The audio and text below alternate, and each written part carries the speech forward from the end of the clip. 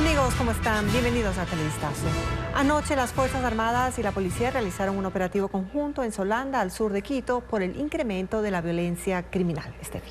¿Qué tal, Gaby y amigos? Buenas tardes. Más de 300 uniformados ingresaron a las zonas tomadas por las bandas para la venta de droga y para cometer otros delitos. Paul Romero tiene el informe. Por primera vez, las Fuerzas Armadas y la policía ejecutaron una operación coordinada en contra de las bandas delincuenciales que se disputan el control de Solanda, uno de los barrios más poblados de Quito.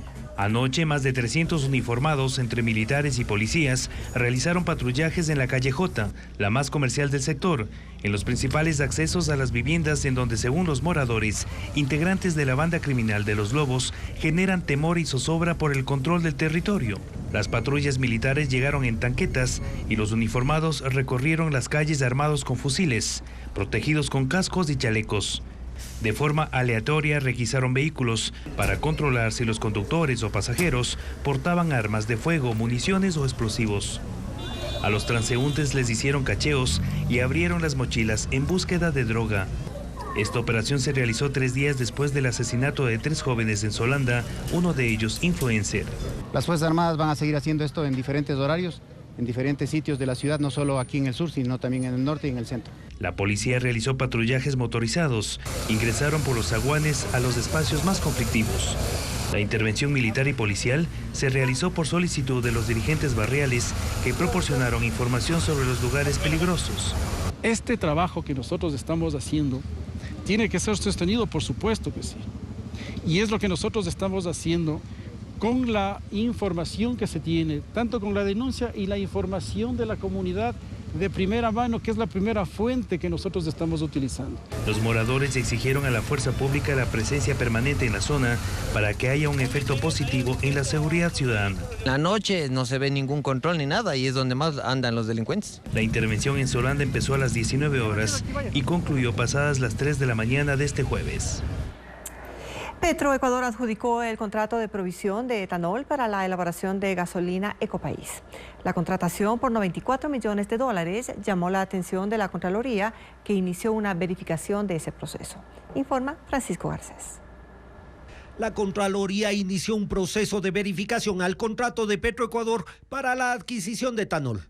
Al organismo le llamó la atención la publicación en el sistema de compras públicas de los documentos con los que fue adjudicado. La contratación fue por $90,4 millones y beneficia a 3 empresas: Producargo S.A., Sociedad de Destilación de Alcoholes Soderal y Codana S.A. La Contraloría detectó que para la contratación Petroecuador empleó el mecanismo de régimen especial por giro específico del negocio, sistema que le permite una adjudicación acelerada invitando a las empresas directamente, y también que para adjudicar el contrato demoró 14 días. Según los archivos que constan en el sistema de contratación pública, el proceso inició a las 4:41 de la tarde del 17 de julio, cuando el gerente de Petroecuador, Guerrero, firmó el documento correspondiente para adquirir 100.500.000 litros de etanol a ser entregados en cargas mensuales durante 1 año y 4 meses. 2 meses antes, estas mismas empresas le enviaron a Petroecuador una propuesta en las mismas condiciones en las que la estatal petrolera acabó contratándoles. El mismo 17 de julio, Petroecuador invitó a las 3 empresas a participar en el proceso y el 31 de julio les adjudicó el contrato. Las fechas del concurso constan en los documentos firmados en Petroecuador, pero en el portal de compras públicas todos aparecen cargados entre las 3:30 de la tarde del 15 de agosto hasta las 10 de la mañana del 16 de agosto, es decir, cuando el contrato ya estaba adjudicado. Esta mañana se instaló la audiencia por la acción de protección presentada por el expresidente del Tribunal Contencioso Electoral, Fernando Muñoz, tras su destitución del 12 de agosto. Según Rafael Ollarte, de defensa de Muñoz, indicó que los 3 jueces violentaron la seguridad jurídica, el debido proceso y la independencia judicial. Y agregó que se removió a Muñoz a pesar de que la ley indica que el presidente del TCE debe estar 3 años en funciones. Los demandados rechazaron la acusación, pidieron declarar no pertinente la acción de protección. La diligencia continúa a esta hora con la práctica de la prueba testimonial. La equivocación en la que han incurrido los miembros del contencioso electoral son un gravísimo precedente para cualquier otro tribunal de la nación. Es decir, que los presidentes de la magistratura, que constitucionalmente tienen un periodo fijo, en la realidad de las cosas no lo tienen por decisiones arbitrarias. Realmente es el rompimiento del Estado de Derecho. El rompimiento del Estado de Derecho a cargo de los jueces que están obligados a custodiar, ¿no?, y a mantener la integridad del Tribunal Contencioso Electoral.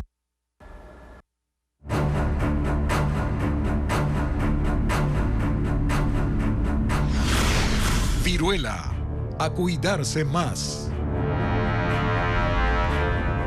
El Ministerio de Salud confirma que existen 7 casos de viruela del mono en el país y 3 más sospechosos que están siendo analizados por el Instituto de Salud Pública INSPI. Algunas oficinas públicas por su cuenta han implementado protocolos internos para evitar más contagios, como nos informa Bessie Granja.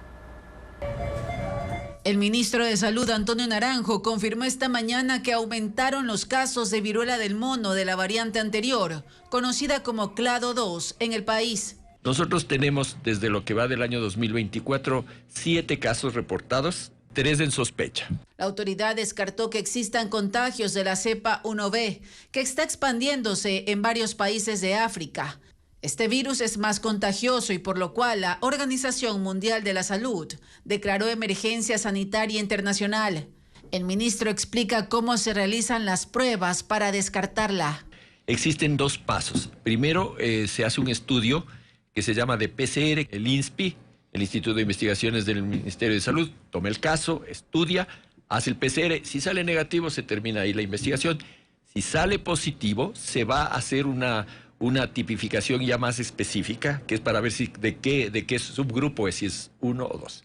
En ese caso, no ha habido reportes de que ha sido 1B. Cifras de esta oficina pública detallan que en Ecuador, desde 2022 hasta la actualidad, se registraron 700 casos de viruela del mono y 14 personas fallecieron. Sobre este documento que circuló en redes sociales, el Ministerio de Salud señaló que corresponde al Instituto Nacional de Investigaciones Agropecuarias. Los lineamientos sobre el uso obligatorio de mascarillas, entre otras medidas de bioseguridad, no fueron consultadas previamente con la cartera de salud. Las autoridades hicieron un llamado a la población a mantener la calma y buscar información oficial. Sin embargo, los ciudadanos esperan que la información sea publicada de forma pertinente en las cuentas oficiales del Ministerio de Salud. Otro caso de la nueva variante del virus de Mpox es confirmado fuera de África y se trata de un paciente europeo que estuvo en República Democrática del Congo antes de viajar a Bangkok. Este hombre es de 66 años, está aislado, se investiga a otras 43 personas que han estado en estrecho contacto con él, mientras que en Sudamérica las autoridades argentinas descartaron el contagio en el tripulante de un barco granelero que fue puesto en cuarentena mientras era sometido a análisis clínicos. La tercera noche de la convención del Partido Demócrata en Estados Unidos giró en torno al candidato a la vicepresidencia Tim Walz. Él acompaña a Kamala Harris en este camino a la Casa Blanca. Estuvo junto a su familia y personalidades influyentes en los campos sociales y políticos, como el expresidente Bill Clinton y la presentadora Oprah Winfrey. Informa Pedro Jiménez. Tim Walz tuvo su momento en la tercera noche de la convención del Partido Demócrata. Aceptó formalmente la nominación a la vicepresidencia de Estados Unidos. Estuvo junto a su esposa Gwen y sus hijos Gus y Hope. En su discurso destacó a Kamala Harris y motivó a los votantes a trabajar sin descanso para ganar la elección. Kamala Harris is tough. Kamala Harris is experienced and Kamala Harris is ready. There'll be time to sleep when you're dead. We're going to leave it on the field. That's how we'll keep moving forward. That's how we'll turn the page on Donald Trump. Y habló de los ejes que en lo social serán prioridad en caso de llegar a la Casa Blanca. That's how we'll build a country where workers come first. Healthcare and housing are human rights. And as the next president of the United States always says, when we fight, Como en noches anteriores, la convención tuvo invitado a otro expresidente, Bill Clinton, que gobernó 2 periodos consecutivos entre 1993 y 2001. Habló de Kamala Harris como una mujer con visión, experiencia y temperamento que hace equipo con Tim Walz. If you can get them elected and let them bring in this breath of fresh air, you will be proud of it for the rest of your life. Your children will be proud of it. Your grandchildren will be proud of it.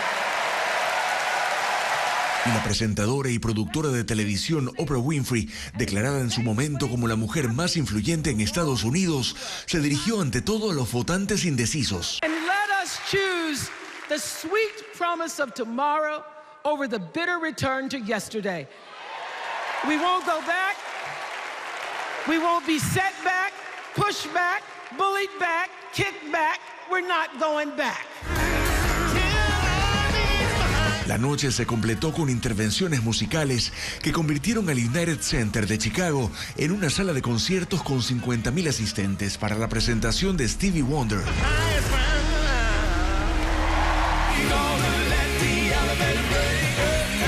Y del cantante John Legend con la percusionista Sheila E. interpretando uno de los icónicos temas de Prince. Fue la antesala del cierre de la convención que espera para esta noche a la candidata presidencial Kamala Harris. El expresidente estadounidense Donald Trump realizó ayer su primer mitin al aire libre desde el intento de asesinato de julio. El escenario elegido fue la ciudad de Ashburn, en Carolina del Norte. El evento estuvo marcado por la seguridad reforzada, el uso de un cristal antibalas. Y pese a las medidas de seguridad, en un momento de su intervención, abandonó su espacio protegido para abrazar a una mujer del público que se sintió mal de salud. Trump supera en varios sondeos a su rival, la vicepresidenta Kamala Harris, con 7 puntos porcentuales.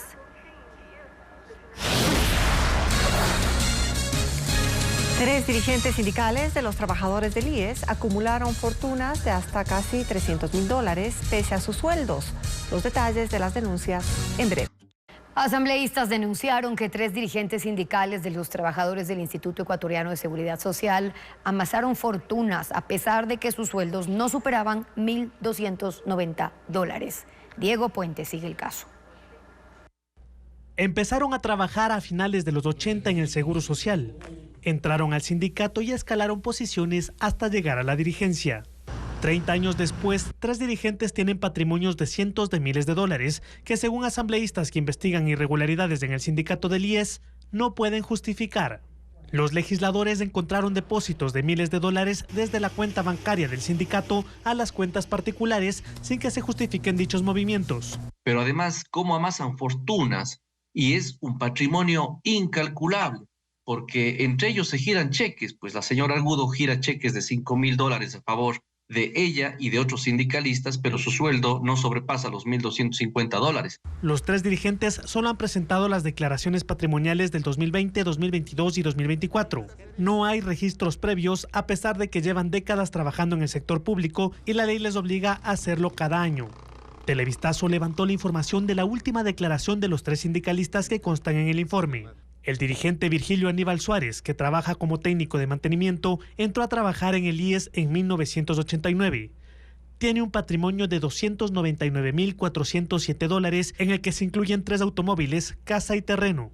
Su sueldo es de $1,295. Osvaldo Calahorrano ingresó a la institución como conductor en 1989. Posee $185,831 de patrimonio, en el que constan 3 casas adquiridas en 1993, 2007 y 2011. Su sueldo es de $1,295. Otro nombre que aparece en el informe es el de Rosa Angélica Argudo, quien entró a trabajar como auxiliar de esterilización en el hospital del IES en Cuenca. En su patrimonio de $746,662 constan 2 carros, uno comprado en 2024 por $49,000, 2 terrenos, una casa y un departamento. Su sueldo es similar al de los otros casos. Y un edificio no declarado de $1 millón en una de las zonas más lujosas de Cuenca. Esos son los patrimonios que amasan estas personas. La Fiscalía inició una investigación por peculado y los legisladores presentaron más información para ampliar las indagaciones por los delitos de testaferrismo, enriquecimiento ilícito, asociación ilícita y abuso de confianza.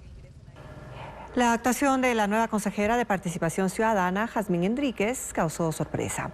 Pese a ser independiente, en su primera sesión respaldó una moción del correísmo que busca acelerar el proceso de designación de un nuevo fiscal general. Su postura podría reconfigurar las fuerzas al interior del organismo. Luisa María Heredia con el análisis. Que haya o no una nueva mayoría en el Consejo de Participación Ciudadana y Control Social depende de la postura que adopte Jazmín Enríquez. Ella reemplazó a Michelle Calvache, la ahora compañera de fórmula del presidenciable Jan Topic. Este miércoles asistió a su primera sesión de pleno, tras ser principalizada. Al inicio, cuando su colega Augusto Verduga, quien forma parte de la Liga Azul, que fue auspiciada por el correísmo, pidió incluir en la agenda del día la revisión del reglamento para el concurso de designación de un nuevo fiscal general, votó en contra. Es decir, en su primera actuación como consejera principal, Enríquez no se alineó con el correísmo, pero minutos después sí lo hizo. En la sesión, Verduga planteó un cronograma para la revisión del reglamento para el concurso que fue aprobado en una resolución que dispone la instalación de una mesa técnica. Eso luego de un acalorado debate en que el consejero Juan Esteban Guarderas acusó a Verduga de ser cercano a la Revolución Ciudadana, tanto así que su nombre sonó como posible precandidato a la presidencia por el movimiento. Y Verduga lo criticó por supuestamente servirle al gobierno, ya que Guarderas denunció a la vicepresidenta Verónica Abad ante el Tribunal Contencioso Electoral, lo que podría llevar a que la destituyan. En ese contexto, Jazmín Enríquez votó a favor. Se unió a las consejeras Nicole Bonifaz, Yadira Saltos y Joana Verdesoto para respaldar a Verduga. Solo el presidente del Consejo, Andrés Fantoni, y Guarderas votaron en contra. La actuación de la nueva consejera, quien fue la cuarta más votada en la lista de mujeres y asegura ser independiente, influirá directamente en los procesos que el CPCCS lleva, como la designación del nuevo fiscal general, y reconfigurará una vez más las fuerzas al interior del organismo, que tuvo una mayoría correísta al principio, que pasó a ser minoría luego de la destitución de su entonces presidente, Allen Berbera, el ex abogado de Rafael Correa. La Asamblea anuncia que no acatará la sentencia judicial que obliga a retomar 3 juicios políticos que fueron archivados por la Comisión de Fiscalización luego de que varios legisladores retiraron sus firmas. Patricio Díaz está en el Palacio Legislativo, tiene los detalles de esta acción de protección. Sí, Estefi, así lo dijo el secretario de la Asamblea. No se acatará esta decisión judicial de un juez de la capital. Los juicios políticos fueron archivados por la Comisión de Fiscalización luego de que se retiraron las firmas. Juicios políticos que tienen que ver contra el exsecretario de la Administración Pública, Sebastián Corral, el exministro de Economía, Pablo Rosemena, y también la exsecretaria de Educación Superior, Ciencia y Tecnología, Andrea Montalvo. La acción de protección la presentó Inés Alarcón, legisladora oficialista, por estas razones precisamente de que se retiraron las firmas por parte del Partido Social Cristiano y algunos legisladores del correísmo, y no se le permitieron incorporar nuevas firmas, dejando así sin las 35 necesarias para que el proceso continúe. En ese sentido, el secretario de la Asamblea anunció que luego de conocerse esta sentencia, no se cumplirá por considerar al juez incompetente, y argumentando que ya la Corte Constitucional en sus dictámenes había impedido la intromisión de la justicia en las decisiones del legislativo. Por eso dijo, acusarán al juez de error inexcusable y también harán una denuncia ante la Fiscalía. Mientras tanto, el ministro de Gobierno, el nuevo ministro de Gobierno, Arturo Félix, apoyó, respaldó esta acción de protección de la legisladora oficialista y dijo que con ello se ha permitido que se devuelvan las facultades de fiscalización en cuanto a lo que acontecía en el anterior régimen con estos 3 juicios, y denunció a los otros partidos, movimientos que se oponen a ello como la vieja política. Escuchemos lo que dijeron ambos funcionarios. La Asamblea Nacional no va a acatar esta sentencia espuria emitida por un juez incompetente para pronunciarse sobre las competencias y facultades del primer poder del Estado, Asamblea Nacional. Esta es una nueva metida de mano en la justicia para favorecer a intereses políticos que la Asamblea no la va a aceptar. Cuando retiraron las firmas para los 3 juicios políticos de la administración pasada, yo les pregunto, ¿con qué fin? ¿Se pusieron de acuerdo para no tener obstáculos? ¿Se pusieron de acuerdo para venir por los ministros del gobierno del presidente Noboa? ¿O es todo un show en contexto electoral? La justicia y la fiscalización por la que tanto claman, ¿para cuándo queda? solo para cuando les conviene. Eso no puede seguir así. Recordemos que la Asamblea en estos momentos se encuentra en receso legislativo hasta el 2 de septiembre. Cuando regresen se reiniciará el juicio político contra la ministra del Interior, Mónica Palencia, y luego de ello estaba previsto el juicio político contra la fiscal debido al pedido de la propia funcionaria y que será revisado por el CAL. Esto tendrá que ser luego debatido, por supuesto, por las organizaciones políticas para ratificar este no acatamiento a la decisión de la justicia. Hoy falleció en Guayaquil el empresario Johnny Czarninski Bayer, director ejecutivo del grupo El Rosado. Ecuavisa expresa sus sentidas condolencias a su familia. Les presentamos una semblanza que resalta su trayectoria empresarial y liderazgo en la transformación y desarrollo del sector comercial del país al tiempo de su gestión en el campo diplomático. Se ha ido un grande, el empresario que siempre le apostó al país que lo vio nacer. Johnny Czarninski Bayer fue el hombre cuya visión cambió el escenario comercial del país con modernos supermercados, grandes centros comerciales, tiendas para el hogar y la construcción, innovadoras salas de cine y restaurantes de famosas franquicias internacionales. Su inmensa trayectoria en el mundo empresarial comenzó trabajando el negocio familiar El Rosado, que en 1937 fundaron sus padres, Alfredo y Ruth, inmigrantes de origen judío que llegaron de Europa para hacer del Ecuador su nuevo hogar. Lo plasmó en un museo. Yo quise primeramente enseñar a las futuras generaciones el amor que mi papá tenía por el Ecuador, en especial por esta ciudad, y quería pues también que mis hijos, mis nietos y sus bisnietos sepan un poco de la historia de la familia. Como empresario, Johnny Czarninski nunca detuvo su ritmo creador. Dedicado, incansable, de carácter franco y lenguaje directo, era el hombre que veía donde nadie más alcanzaba, porque siempre tenía claro lo que quería hacer y no paraba hasta lograrlo. Así fue como El Rosado se convirtió en una gran corporación con más de 300 locales. Su marca principal fue Mi Comisariato, a la que añadió las tiendas Río Store y las cadenas Ferrisariato, Hipermarket, Mi Juguetería, Supercines, las tiendas Tutti y Metrópolis. El complejo IMAX fue su más reciente inauguración. Este complejo es el complejo de cines más modernos de Sudamérica. Dicen que el cine solo es para entretenimiento, pero eso no es verdad. En nuestros complejos, nuestra empresa también se dedica a promover cultura y educación. Su sueño de ofrecerle a las familias grandes y novedosos espacios lo llevó a construir centros comerciales como Río Centro, El Paseo y El Dorado. El nuevo mapa comercial abarcó varias ciudades del país, generando miles de empleos y ofreciendo nuevas formas de comprar, comer y entretenerse. Pero eso no fue todo.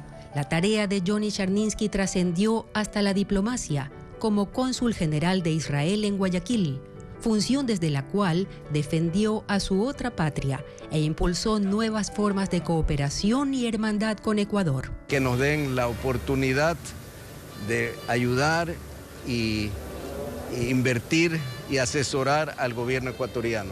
Fue también un silencioso filántropo y hombre de fe anclada en sus raíces judías. La obra fecunda de Johnny Czarninski queda en el país y seguirá adelante en el legado familiar. Hoy su partida a los 76 años deja el recuerdo del hombre que trabajó con pasión por ese Ecuador al que tanto dio.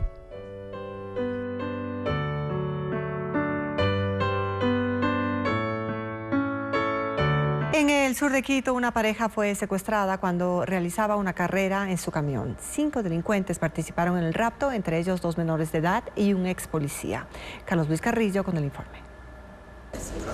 Esta pareja fue contactada por 2 menores de edad para realizar un transporte en su camión. Eran aproximadamente las 8 de la mañana. Con base a engaños, fueron llevados a un sector del sur de Quito. Allí, otras 3 personas lo secuestraron. Me pegaron, me amarraron de las manos a los pies, me tenían ahí boca abajo. Lo único que me decían era, cállate que si hablas te voy a matar, te voy a acuchillar, porque yo les decía, ya tienen el camión, llévense, déjenme botado aquí. La mujer pudo contactarse con un familiar y comunicarle del secuestro. Minutos más tarde, logró escapar. Y ya la gente comenzó a salir y comencé a gritar, ayúdenle a mi esposo, ayúdenle a mi esposo, llamen a alguien, y se fueron. El GPS del camión permitió a la policía ubicarlo y realizar un operativo de rescate. Los 5 secuestradores fueron apresados, entre ellos un ex policía que fue desvinculado en 2 ocasiones, porque según las autoridades pertenecía a un grupo delictivo. Se retiró de la institución en el año del 2019. Los uniformes le pertenecen a este ciudadano. Se les encontró un arma blanca en posesión de los detenidos. La policía continúa con las indagaciones para determinar en qué crímenes participaron y quiénes más están vinculadas.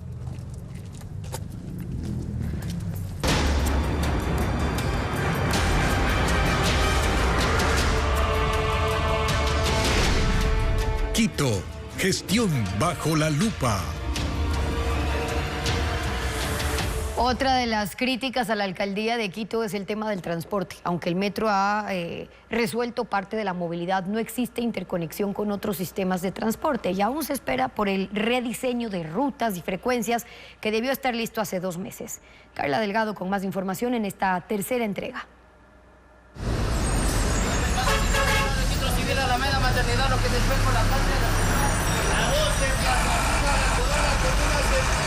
El transporte es una preocupación para los quiteños y su reestructuración provoca más cuestionamientos para el alcalde.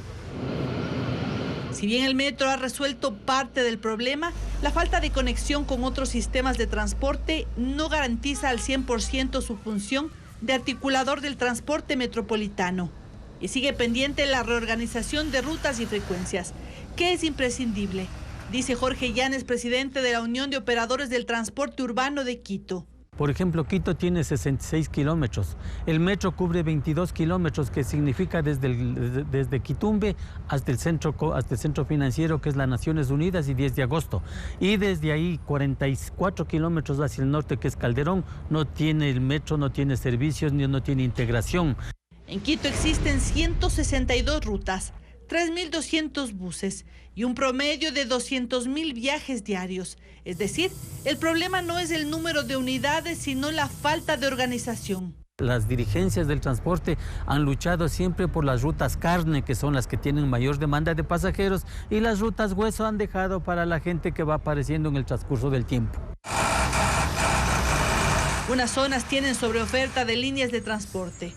Otras, generalmente en los extremos de la ciudad, carecen de unidades y los pasajeros buscan taxis rutas que en la mayoría de casos son ilegales. Hasta el 9 de junio, por ordenanza, el municipio de Quito debía reestructurar 13 rutas urbanas. No lo ha hecho. Y socializar hasta julio con los transportistas tampoco ha ocurrido. Con la tarjeta Ciudad, que es la del metro, no hay integración tarifaria. Este fue el gran anuncio, tener una tarjeta de ciudad que nos iba a permitir pagar el metro, pero además poder pagar el trole, la ecovía, los buses, la bici pública. Eso no sucede. Tú vas a la ecovía a intentar pagar con esto, no es posible. Vas al trole a querer pagar con esto, no es posible. Ha quedado de lado parte de los objetivos propuestos en el Plan Maestro de Movilidad Sostenible. En él, Pavel Muñoz prometía dar relevancia a las iniciativas de transporte alternativo.